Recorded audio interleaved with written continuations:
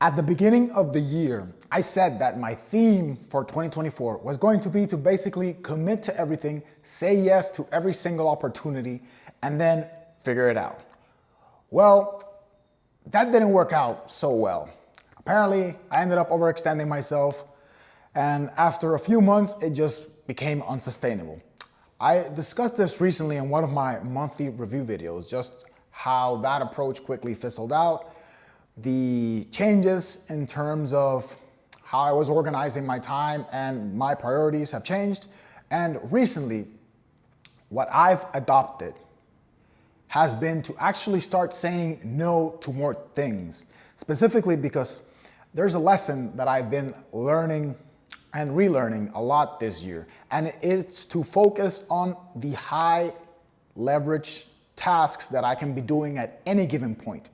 It's funny because when I was starting off in corporate America, I used to hear the word leverage and I immediately thought that whoever I was listening to was full of shit. It gets thrown around a lot in corporate, back when I was just starting corporate. And every time I heard it, I just thought, bullshit. Every time someone says leverage, it's just bullshit.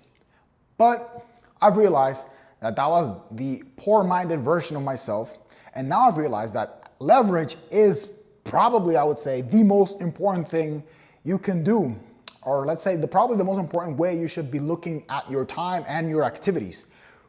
Leverage essentially is the activity that will give you the most output for your input. Example, if you're a content creator, established content creator, or in my case, I'm trying to become one, then a high leverage activity would be make content. I used to work as a software developer. A high leverage activity for a software developer would be to write code. It's not to go to meetings, not to clear out the inbox, it's to write code. Same thing with, I don't know, let's say if you are a CEO, then your highest leverage activity is strategizing for the company.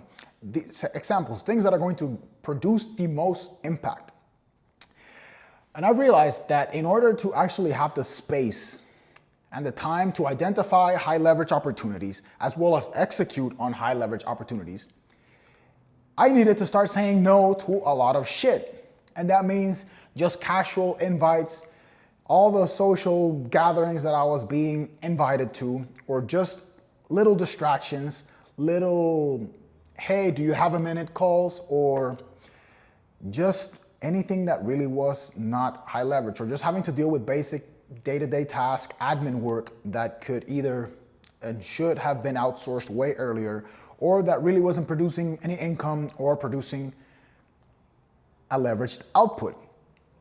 That has caused me to really dial back on the number of commitments I've been making. And this also includes just my availability in general when it comes to communication and when can people reach me and when I'm available to talk, meet, etc. As expected, this has caused issues, right? It caused a lot of frictions, particularly with relatives, friends, and family, because not everyone understands, number one, this mindset, and number two, the process, right? Because if you are not strict with your time, if you don't respect your time, no one else is going to respect your time. And I've learned that lesson very, very much so to heart. I've been working on learning it over the past few years, but it's been really, really dug into my psyche the past 6 months, because time is the most valuable currency. And it is time where everything else happens. Life is just a collection of time. Inside those time blocks is where the creation happened, living happened, relationships, working out, the business, ideation, everything, right? It falls under time. And if you let external factors or you don't set hard boundaries, inevitably life will start chipping away at your time. And really, I've had to become very, very ruthless with the things that I say yes to and no to. And unfortunately, like I said, that has caused some friction in certain relationships. But there's one thing that I genuinely believe is that as long as the time that I am protecting by saying no to other things, I make the best use of that time to work on the high leverage task, to make sure that the projects and actions that I work on are things that are moving the ball forward. And I actually produce results that I am proud of and that I can then display to the world or to whatever end I'm working towards. I believe those opportunities, those gatherings, the people who might be at this point a little bit disappointed or a little bit, let's say, disgusted with my approach, in the future that is always going to be there, because I am not using the excuse or the time to just fuck off. I'm using it to move closer to my goals, to produce meaningful output. And I truly believe it has to be done this way. At least that's what I found the past couple of months.